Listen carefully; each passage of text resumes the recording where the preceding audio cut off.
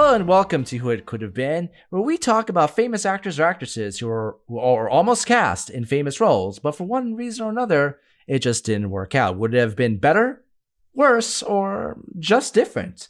We'll decide. So once again, we're following up our look at MCU heroes. And well, this particular role has been recast 3 times in the last 2 decades, twice within the MCU itself. We're looking at the role of Bruce Banner. We have seen Eric Bana, we have seen Edward Norton, and we have seen Mark Ruffalo, who has done the role for the last few films. But in The Incredible Hulk, it nearly was a famous, well, let's just say that this would have been an X-File in and of itself. David Duchovny. No, what? Was up for the role of Dr. Bruce Banner in The Incredible Hulk, but Edward Norton beat him to it.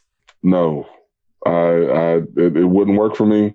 It would be a completely different film. I don't know if the MCU is standing. Look, I liked Ed Norton's Incredible Hulk. I thought that it did its job to be one of the original movies in the MCU. Granted, they didn't stay with Ed, for whatever reasons, but I felt like he did a strong enough job in that movie because, again, they had the recipe then.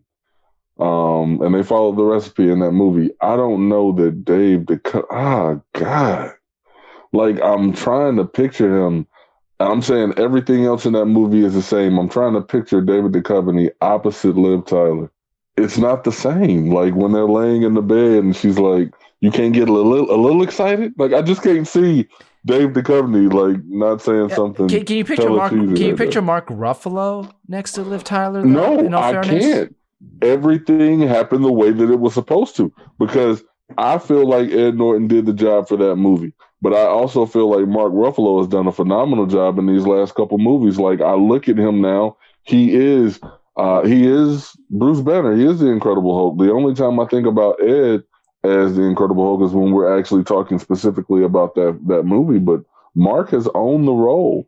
But had David done it back then, he could very well still be that dude, because what else is he doing? No, he did a few X-Files revivals, but no, he was on Californication at the time. At the time, he was on Californication.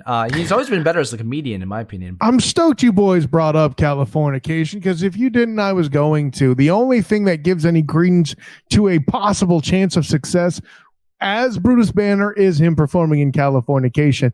You say you can't picture him lying in bed next to Californication, yet you've witnessed him having relations of some sort with the little girl from The Nanny, beating the ever-loving shit out of him within the first episode, okay? You can picture that, but Liv Tyler's a bridge too far. I can't sign off on that. But what I will tell you is this. I think Ed Norton, the issue I have with him being overly like a serious guy, like, he was more Reed Richards than Bruce Banner in this movie as I picture it, right?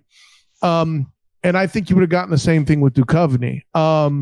You say it would be a different movie. I think the potential is we end up with the same damn thing, more or less. And really, the real crime of the Hulk is Tim Roth is eventually becoming the Abomination, is something that we didn't get to see in the MCU with the proper TLC that we could have gotten. Because to see the Hulk versus the Abomination with the proper filmmaking behind Joss Whedon and all that group doing the thing would have been a hell of a sight to behold, in my mind. True. Although I think it would be interesting to have David Duchovny playing the literal X-File in a movie. I buy him. Based on his role in X-Files, based on Fox Mulder, I can buy him being the mumbling scientist type. What, you didn't see Evolution? I can buy him being the obsessive type that Bruce Banner is. The only thing that I think that Edward Norton has over him in The Incredible Hulk is I think that Edward Norton displays, even by his body frame, shows a little bit more vulnerability in comparison to Duchovny. When I see David Duchovny, I see somebody that's by his very nature a little bit more confident. Yeah, exactly. Than Edward Norton. I think that, but that could also be Edward Norton has a little bit of a greater range. Let's just be honest. But I will say, first of all, yes, I can see him with Liv Tyler. Second of all, I would love to see if well, some of the biggest accusations against his performances is that he sometimes is across as a little wooden. So I would have loved to see that wooden face on the Hulk. That would have been Roar. David Duchovny should also have done the voices. That would have been fantastic. Puny God. Anyway, TJ, you're right. If Duchovny had done it, he still would be doing it. Edward Norton didn't continue the Avengers because of other conflicts. Duchovny would still have been doing it. I don't think he would have done a bad job. I just think that Edward Norton did a better job. I can see Duchovny fitting in with the Avengers more than Norton, though. I can agree with that. I don't think that Robert Downey Jr. and Ed Norton on the screen together, and now granted, both of them are geniuses in their own right, but I feel like the chemistry that we've seen between Mark Ruffalo and Robert Downey Jr. as Tony Stark and Bruce Banner has been outstanding. And if you were going to do a buddy film, since Marvel is just looking for stuff to do, you know, we got buddy comedies out the wazoo. Tony Stark and Bruce Banner would, I mean, give me a miniseries with those. Give me those two guys for 3 episodes of something.